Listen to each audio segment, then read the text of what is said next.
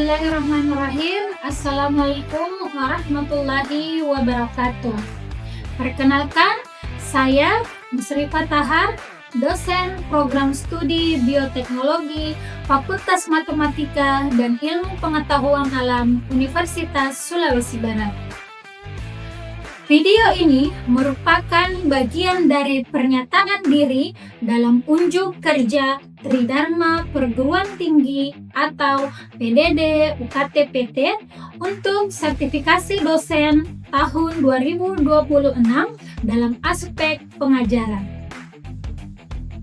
Tujuan dalam pembuatan video ini yaitu memaparkan salah satu mata kuliah yang saya ampuh dalam bidang ilmu saya, yaitu kimia organik. Mata kuliah ini membahas konsep dasar kimia organik, struktur dan sifat senyawa organik, reaksi-reaksi organik, metabolit sekunder, serta teknik laboratorium meliputi ekstraksi, pemurnian, dan identifikasi senyawa organik baik secara kualitatif maupun kuantitatif. Adapun mata kuliah kimia organik ini merupakan mata kuliah wajib dalam program studi bioteknologi. Adapun bobot SKS-nya sebesar 3 SKS, 2 SKS teori, dan 1 SKS praktikum. Adapun CPL Prodi yang dibebankan pada mata kuliah ini yaitu yang pertama, menunjukkan sikap ilmiah, mandiri, bertanggung jawab, peduli, dan berkontribusi dalam peningkatan mutu kehidupan makhluk hidup. Yang kedua, menguasai ilmu bioteknologi dan penerapannya, serta mampu mengaplikasikan teknik bioteknologi dalam eksperimen dan penelitian di laboratorium. Tiga, mampu menerangkan pemikiran logis, kritis, sistematis, serta adaptif dalam pemecahan masalah lokal dan juga global. 4. Mampu mengaplikasikan pengetahuan dan keterampilan di bidang bioteknologi pada berbagai sektor seperti pangan, kesehatan, pertanian, maritim, dan juga lingkungan. Adapun capaian pembelajaran mata kuliah yaitu yang pertama, mahasiswa mampu menjelaskan konsep dasar, struktur, dan klasifikasi senyawa organik. 2. Mahasiswa mampu menganalisis struktur, gugus fungsi, dan mekanisme reaksi senyawa organik. 3. Mahasiswa mampu menganalisis metabolit sekunder serta proses biosintesisnya. 4. Mahasiswa mampu menganalisis teknik ekstraksi, pemurnian, dan juga identifikasi senyawa organik. Adapun bahan kajian dalam mata kuliah ini terdiri dari 9 materi. Yang pertama, konsep dasar senyawa organik. 2. Hidrokarbon. 3. Reaksi-reaksi senyawa organik. 4. Gugus fungsi. 5. Senyawa metabolit sekunder. 6. Biosintesis metabolit sekunder. 7. Ekstraksi metabolit sekunder. 8. Pemurnian senyawa organik. Dan yang terakhir, identifikasi senyawa organik. Adapun sumber pustaka dalam mata kuliah ini terdiri dari beberapa sumber. Sumber utama yaitu buku dan juga didukung oleh beberapa artikel-artikel penelitian. Mata kuliah ini juga merupakan mata kuliah wajib yang diambil oleh mahasiswa setelah melewati mata kuliah kimia dasar.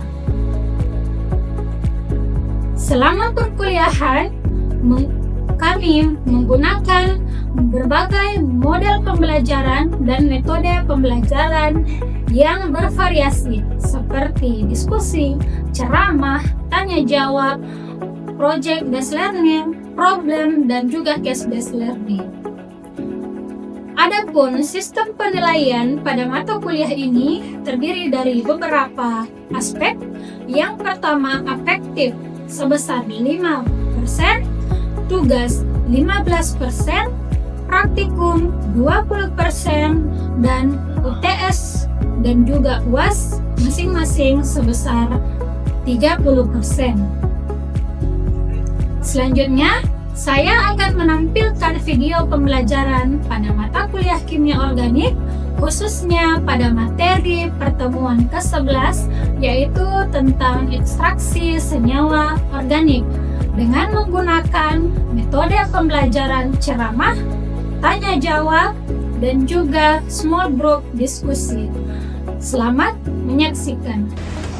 Bismillahirrahmanirrahim. Assalamualaikum warahmatullahi wabarakatuh. Waalaikumsalam warahmatullahi wabarakatuh. Selamat pagi. Bagaimana kabarnya adik-adik? Baik, Ibu.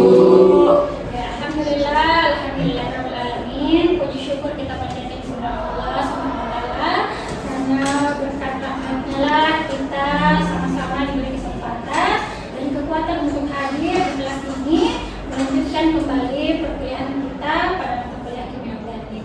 Ya, seperti biasa, sebelum Ibu memulai pembelajaran, Ibu absen dulu, silahkan didengar namanya. Nur Aulia, Hadir, Bu. Aisyah, Hadir, Bu. Muhammad Ilham Rizaldi, Hadir, Bu. Rizka Aprianti, Hadir, Bu. Andriani. Hadir, Bu. Oke, masih ada yang belum saya sebutkan namanya? Sudah semua, Bu. Oke, sudah semua ya. Baik, sebelum kita memulai pembelajaran hari ini, Ibu mengingatkan kembali apa yang kita pelajari minggu lalu. Minggu lalu kita belajar apa? Metabolit sekunder dan klasifikasinya. Ya, betul ya, metabolit sekunder dan klasifikasinya. Ada yang masih ingat apa itu metabolit sekunder? Saya, Bu. Ya, silakan Muhammad.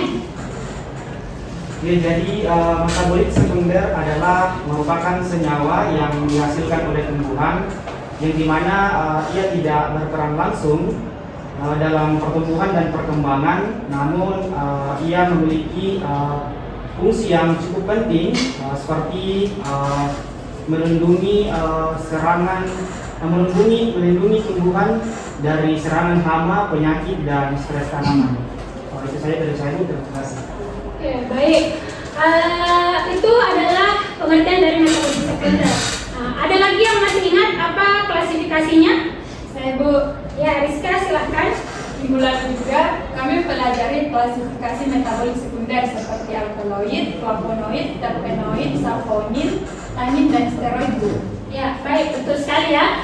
Jadi kalian sudah mempelajari klasifikasi metabolit sekunder, kemudian apa itu metabolit sekunder. Nah, pertanyaannya, bagaimana kita mengetahui atau menemukan dan mengambil metabolit sekunder tersebut? Nah, hari ini kita akan bahas itu. Jadi materi kita pada hari ini yaitu prinsip dan metode ekstraksi dalam senyawa organik. Adapun capaian pembelajaran, kami harapkan setelah kalian mempelajari materi ini, kalian mampu menjelaskan konsep dasar dari ekstraksi senyawa organik. Kemudian kalian mampu mengidentifikasi berbagai metode ekstraksi senyawa organik. Kemudian menjelaskan prinsip kerja masing-masing metode ekstraksi. Kemudian menganalisis faktor-faktor yang mempengaruhi efisiensi ekstraksi. Dan kalian juga mampu memilih metode yang mana yang bagus dalam proses ekstraksi. Nah, kita masuk ke materi ekstraksi senyawa organik. Jadi apa sih sebenarnya ekstraksi itu? Jadi ekstraksi adalah proses pemisahan dan pemurnian senyawa organik dari bahan asal menggunakan pelarut yang sesuai. Apa tujuannya? Jadi tujuannya untuk mengisolasi senyawa murni yang dapat digunakan untuk analisis lebih lanjut. Contohnya di bidang kesehatan, di bidang pertanian, di bidang kosmetik, dan lain-lainnya ya. Nah, ekstraksi ini sangat penting, terutama dalam kehidupan kita, baik dari segi industri farmasi, industri makanan, dan juga mengekstraksi senyawa-senyawa berpigmen, dan juga menghasilkan bau khusus atau bau khas dari senyawa itu sendiri. Nah, metode ekstraksi, kalian harus ingat bahwa metode ekstraksi ada dua, yaitu ekstraksi padat cair dan juga ekstraksi cair cair. Nah, apa itu ekstraksi padat cair? Jadi ekstraksi padat cair adalah pemisahan senyawa dari bahan padat menggunakan pelarut yang sifatnya cair. Nah, sedangkan kalau ekstraksi cair-cair adalah pemisahan senyawa berdasarkan perbedaan kelarutan, yang mana dua ini tidak saling bercampur. Contoh, misalnya minyak dan air, keduanya tidak saling bercampur. Jadi kalau mau kita pisahkan pakai metode ekstraksi cair. Kalau misalnya satu sampelnya padatan, kemudian ada yang cairan, berarti namanya ekstraksi padat. Ya. Nah, apa prinsipnya?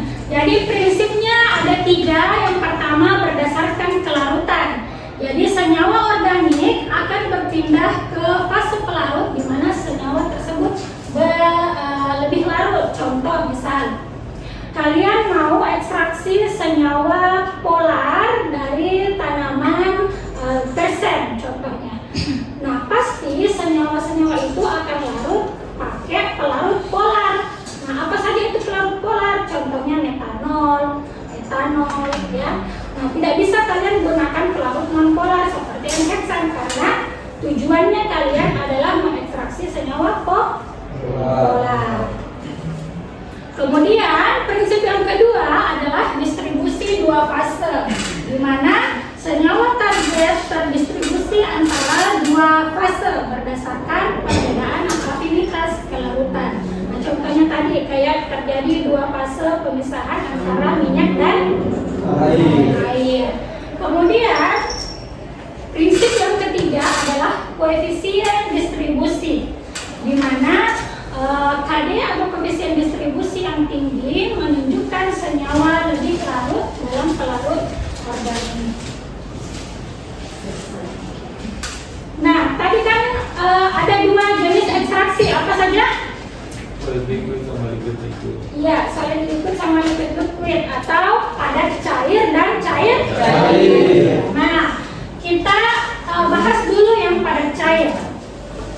Jadi ekstraksi padat cair itu adalah proses pemisahan senyawa dari bahan padat menggunakan pelarut cair. Contohnya kayak kita mau isolasi senyawa bioaktif, kita mau ekstraksi minyak atsiri, kita mau isolasi pigmen, mau juga ekstraksi kafein dari kopi. Jadi intinya selama sampelnya kalian padatan, ya, berarti kalian menggunakan proses atau metode ekstraksi apa?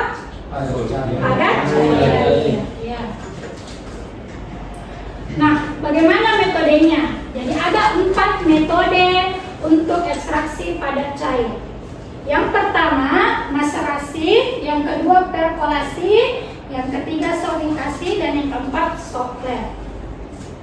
Yang paling umum digunakan adalah metode maserasi. Nah, ini sudah sering kalian dengarkan bahwa metode maserasi itu metode perendaman bahan padatan atau sampel dalam pelarut.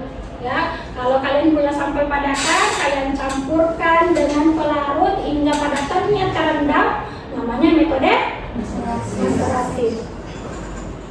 Yang kedua adalah metode perkolasi, di mana pelarut dialirkan terus-menerus melalui bahan padat secara gravitasi. Contoh, misalnya sampelnya kalian bahan alam dimasukkan ke dalam wadah, ya, berbentuk silinder, kemudian kalian aliri terus pelarutnya non-stop. Ya, kalau maserasi kan didiamkan.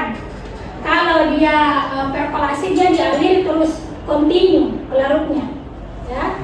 Nah, kemudian yang solidasi, dia menggunakan gelombang ultrasonik untuk mempercepat proses ekstraksi.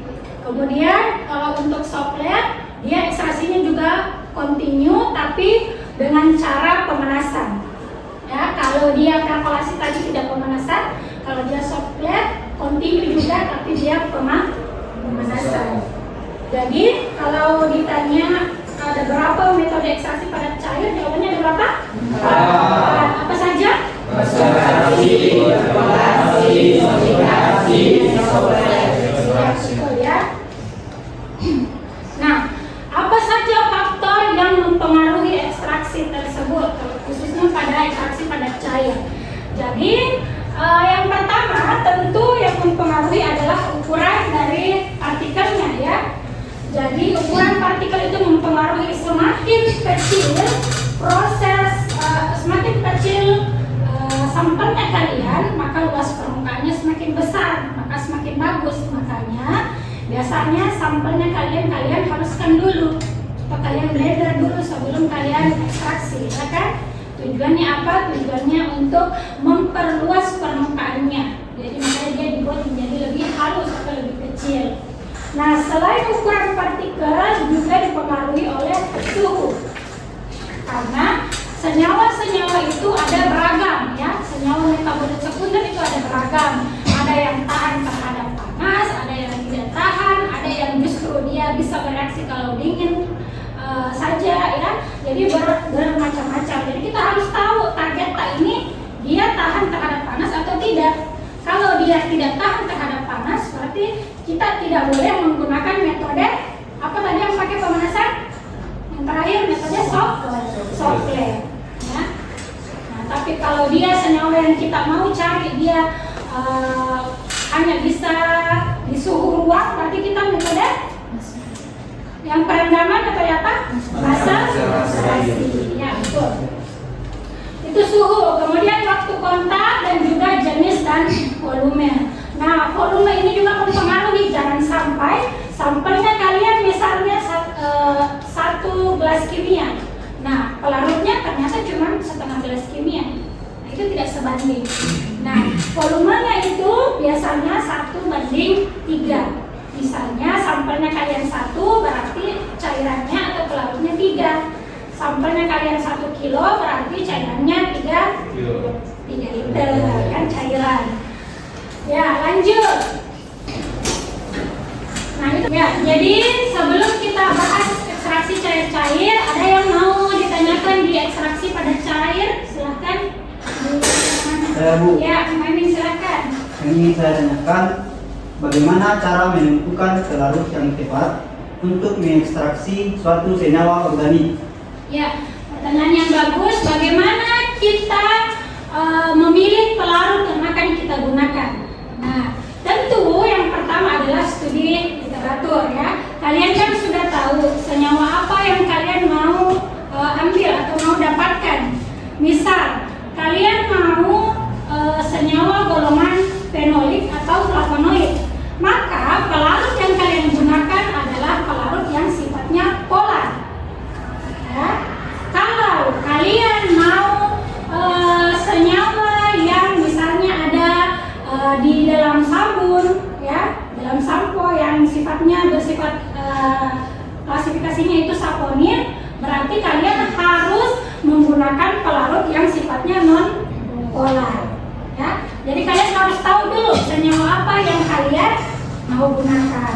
Terus yang kedua, kalian juga harus tahu dia ini senyawa ini tahan terhadap panas atau tidak. Karena ada pelarut yang dia bisa mengekstraksi dalam suhu yang harus memang panas. Ya, jadi kalau misalnya kalian mau mengekstraksi senyawa yang titik didihnya ada di atas 100, berarti kalian harus pakai pelarut yang tahan panas supaya bisa mengekstraksi senyawa tersebut. Jadi itu tadi ada 2 ya, kalian harus menentukan apakah pelarutnya senyawanya polar atau non polar. Untuk kemudian yang kedua, apakah dia bisa tahan panas atau tidak. Begitu Muhammad. Bagaimana Muhammad? Dimengerti? Dimengerti, Bu. Oke, masih ada lagi yang mau bertanya? Sudah tidak ada? Mengerti ekstraksi padat cair? Iya, Bu. Oke, nanti kita lanjut ya ke ekstraksi cair-cair. Jadi apa itu ekstraksi cair-cair? Jadi ekstraksi cair-cair adalah pemisahan senyawa berdasarkan perbedaan kelarutan. Nah, contoh yang seperti saya bilang di awal tadi, contohnya antara minyak dan air. Karena berbeda kelarutannya, makanya dia tidak saling menyatu, berpisah. Sebagaimanapun kita berusaha menyatukan air dan minyak, pasti tidak bisa, pasti akan selalu berpisah karena berbeda sifatnya, berbeda senyawanya. Oke, prinsipnya apa? Dia itu berprinsip pada distribusi antara dua fase cair yang sedang bercampur, atau koefisien distribusinya antara lapisan atas dan lapisan bawah. Kemudian contoh aplikasinya yaitu untuk memisahkan senyawa yang sifatnya polar dan non-polar, kemudian untuk pemurnian, kemudian untuk isolasi senyawa aktif. Nah, biasanya ekstraksi pada cair itu kita menggunakan corong pisah. Ya, kalau ekstraksi pada cair, kalau masyarakat kan kita bisa gunakan wadah saja, ya kan, yang putih ada tutupnya, kemudian kita diamkan. Tapi kalau ekstraksi cair-cair ini kita pakai yang namanya alat corong pisah supaya bisa terlihat jelas pemisahan senyawanya. Jadi nanti akan kalian saksikan video bagaimana proses ekstraksi cair-cair supaya kalian lebih paham. Nah, ini namanya corong pisah. Jadi alatnya untuk memisahkan cair-cair sampelnya. Also make sure to clamp around the ground glass joint at the top of the separating funnel. Before transferring any Nah, liquids into jadi dalam bagian-bagian dari corong pisah itu ada kerannya. Kan ada dua lapisan di dalam corong. Nah, kan kita mau ambil masing-masing lapisan ini, jadi harus kita atur. Kan kalau tidak ada kerannya, bagaimana kita mengambil yang bawah, mengambil yang atas? Ya? when both the solution and the extraction solvent have Nah, been ini dia masukkan sampel yang pertama, kemudian dia tambahkan pelarut. the organic phase. Sudah langsung terlihat jelas kan? Ada pemisahan. Nah, ada lapisan atas dan ada lapisan bawah. Yang lapisan atas masa jenisnya lebih besar atau lebih kecil? Dipahami proses ekstraksi cair-cair? Paham? Paham ya?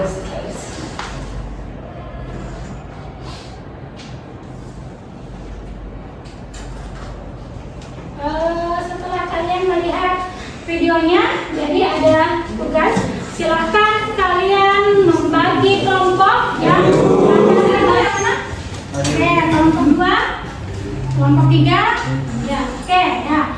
Apa yang akan kalian lakukan atau kerjakan? Jadi kalian akan menentukan dari literatur yang kalian cari nanti, ya. Jadi kalian akan mencari literatur, kemudian kalian tentukan metode ekstraksi apa yang paling bagus.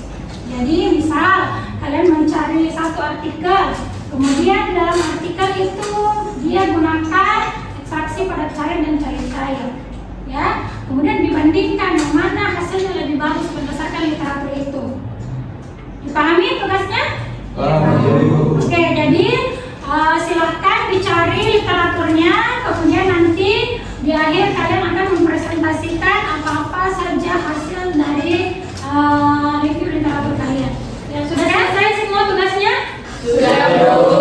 Oke, ya, sudah selesai semua. Jadi sekarang silakan perwakilan kelompok mempresentasikan hasil yang didapatkan.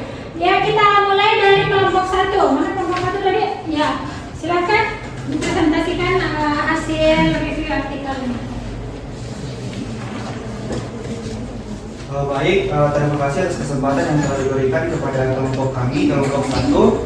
Adapun hasil review artikel kami yang berjudul Perbandingan dua ekstraksi yang berbeda pada daun kelor atau Moringa oliverarum terhadap rendemen ekstrak dan senyawa bioaktif yang dihasilkan. Nah, adapun perbandingan hasil kedua metode ekstraksi, di mana hasil penelitian menunjukkan bahwa reflux menghasilkan rendemen lebih tinggi dengan pelarut heksana diperoleh rendemen 11,406%, sedangkan maserasi hanya 9,976%. Pada pelarut itu pemaparan kelompok 1, beri tangan. Ya, selanjutnya kelompok 2. Silakan siapa yang mau menjelaskan? Ya, ini silakan. Baik, assalamualaikum warahmatullahi wabarakatuh. Waalaikumsalam warahmatullahi wabarakatuh. Di sini saya akan mewakili kelompok saya, kelompok 2, dengan judul artikel kami pengaruh perbedaan metode ekstraksi bagian dan jenis pelarut terhadap rendemen dan aktivitas antioksidan bambu laut. Adapun perbandingan hasil penelitian menunjukkan bahwa kedua metode memberikan hasil yang berbeda. Metode maserasi menghasilkan rendemen ekstrak lebih tinggi, terutama ketika menggunakan pelarut metanol. Hal ini disebabkan itu pemaparan dari kelompok 2.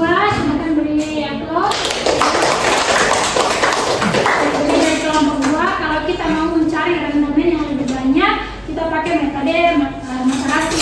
Tapi kalau kita mau mencari aktivitas antioksidan yang lebih kuat, nanti kita pakai metode ultrasonic ya. Lanjut ke kelompok 3, silakan. Ya, silakan. Assalamualaikum warahmatullahi wabarakatuh. Waalaikumsalam. Baik, saya perwakilan dari kelompok 3. Adapun judul artikel yang kami review yaitu pengaruh metode ekstraksi terhadap kandungan fenolik total dan flavonoid total pada ekstrak etanol buncis atau Phaseolus vulgaris. Adapun hasil penelitian dari artikel ini menunjukkan bahwa setiap metode ekstraksi menghasilkan karakteristik ekstrak yang berbeda. Dari segi rendemen ekstrak, metode sonikasi menghasilkan rendemen tertinggi sebesar 24,76%, diikuti oleh maserasi sebesar 23,88%, sokletasi sebesar 23,19%, dan reflux sebesar 22,11%. Ya, baik ya. Itu tadi pemaparan kelompok 3, silakan beri tepuk tangan. Oke, jadi semuanya sudah mempresentasikan hasil dari literaturnya. Ada yang bisa memberi kesimpulan hari ini kita belajar tentang apa? Silakan satu orang. Ya, Aul, silakan disimpulkan apa yang kamu dapat hari ini. Baik, kesimpulan yang saya dapatkan pada pembelajaran hari ini adalah dipaparkan oleh Aul. Saya harapkan semua juga memahami materi yang dibawakan hari ini. Jadi intinya adalah metode ekstraksi itu sangat berpengaruh terhadap hasil dari isolasi yang kita lakukan ya. Jadi silakan nanti jika kalian mau mengekstraksi senyawa dipilih dan dipelajari kembali materi yang Ibu berikan hari ini. Sebelum Ibu tutup, jadi untuk pekan depan ya kita masuk ke materi yang baru yaitu pemurnian senyawa organik. Jadi ketika sampai kita sudah berhasil kita ekstraksi, bagaimana kita murnikan hasil ekstraksi kita tersebut ya. Oke?